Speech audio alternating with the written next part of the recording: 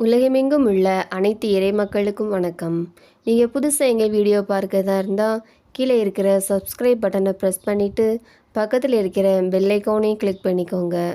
அப்போ தான் நாங்கள் புதுசாக போடுற வீடியோவோட அப்டேட் உங்களுக்கு கிடைக்கும். வாங்க இப்போ வீடியோக்குள்ளே போகலாம்.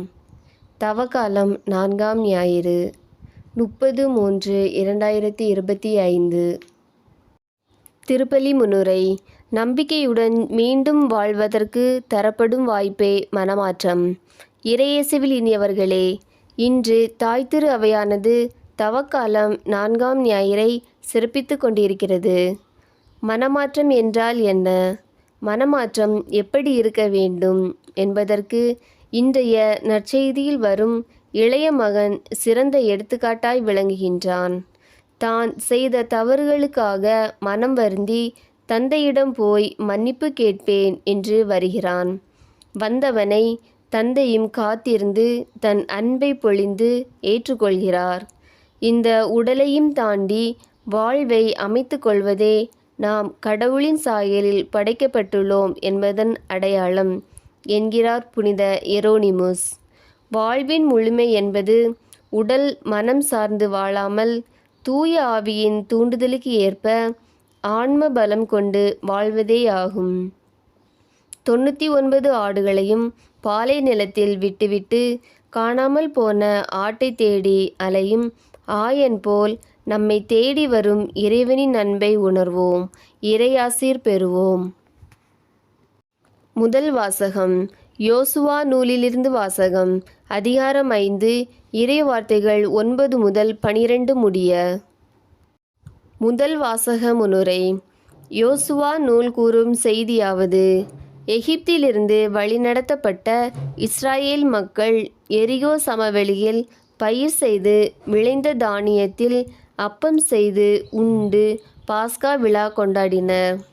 எகிப்தியர் இஸ்ராயேலரிடத்தில் கொண்டிருந்த பழிச்சொற்களை நீக்கியும் மன்னாவுக்கு பதிலாக தானியத்தை விளைய செய்தும் இஸ்ராயேல் மக்களுக்கு துணையாயிருந்து கடவுள் தன் அன்பை வெளிப்படுத்தினார் என்று கூறும் வாசகத்தை கேட்போம். இரண்டாம் வாசகம்.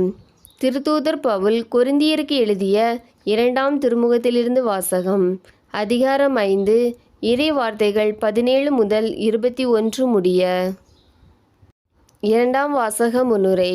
கொரிந்தியருக்கு எழுதிய 2ஆம் திருமுகத்தில் தூய பவுலடியார் தரும் நலமிகு செய்தியாவது: நாம் குற்ற மனிதர்களாயிருந்தும் இயேசு நம்மை கடவுளோடு ஒப்புரவாக்கி புது படைப்பாக்கினார். அந்த ஒப்புரவு பணி செய்ய திருத்தூதர்கள், அவர்கள் வழித்தோன்றல்களான திருத்தந்தை, ஆயர்கள், அருள் பணியாளர்களுக்கும் வழங்கினார். இயேசுவின் அன்பு பணி செய்யும் நாங்கள் உங்களுக்காக கடவுளிடம் மன்றாடுகிறோம் என்கிறார். வாசகத்தை கேட்டு வாழ்வாக்குவோம். விசுவாசிகள் மன்றாட்டு. ஒப்புரவு மூலம் புது படைப்பாக்கும் அன்பு இறைவா, எங்கள் திருத்தந்தை, ஆயர்கள், அருட்பணியாளர்கள், அருட்சகோதரிகள், துறவிகள் அனைவர் மீதும் உமது ஆசீரை பொழிந்தருளும். அவர்கள் மக்களின் நல்லாயர்களாகவும் வழிகாட்டிகளாகவும் விளங்கிட வேண்டுமென்றும் இறை அழைத்தல் பெருகிட வேண்டுமென்றும் இறைவா உம்மை மன்றாடுகிறோம். அன்பும் அமைதியும் வளர்ச்சியும் வழங்கும் அன்பு இறைவா, உச்சபட்ச அதிகாரத்தில் இருக்கும் எம் நாட்டு தலைவர்கள் அவர்கள் விரும்பும் மதமும் மொழியும் வளர வேண்டும் என்ற எண்ணத்தை மாற்றி கல்வியினால் நாடு வளர்ச்சி பெறும் என்பதை உணர்ந்து அதை செயல்படுத்த வேண்டுமென்றும் இறைவா உம்மை மன்றாடுகிறோம். அறிவின் பிறப்பிடமாம் அன்பு இறைவா, கல்வியாண்டின் இறுதி நாட்களில் பயணித்து கொண்டிருக்கும் எம் மாணவ செல்வங்களை உமது ஆசிரால் நிரப்பியருளும்.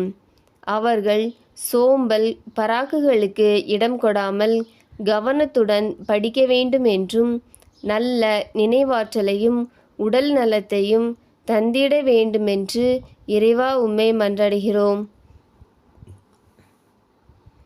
மனமாற்றத்தை விரும்பும் அன்பு இறைவா, நாங்கள் பிறரை தீர்ப்பிடாமலும் எங்கள் சிந்தனை, சொல், செயல்களால் கடவுளையும் சக மனிதரையும் அன்பு செய்து வாழ வேண்டும் என்று இறைவா உம்மை மன்றாடுகிறோம். வாழ்வழித்து காப்பவரே அன்பு இறைவா, எம் பங்கு மக்கள் அனைவரையும் உமது ஆசிரால் நிரப்பியருளும். நாங்கள் சுயநலம், கருத்து வேறுபாடுகள் நீக்கி அன்பில் வாழ வேண்டும் என்றும் அனைவருக்கும் நற்சுகமும் நல்ல வேலை வாய்ப்பும் நல்வளமும் தந்து காத்திட வேண்டுமென்று இறைவா உம்மை மன்றாடுகிறோம். ஆமேன். உங்களுக்கு எங்கள் வீடியோ பிடிச்சிருந்துன்னா லைக் பண்ணுங்கள், கமெண்ட்ஸ் பண்ணுங்கள், உங்கள் உறவினர்களுக்கும் நண்பர்களுக்கும் ஷேர் பண்ணுங்கள். நன்றி.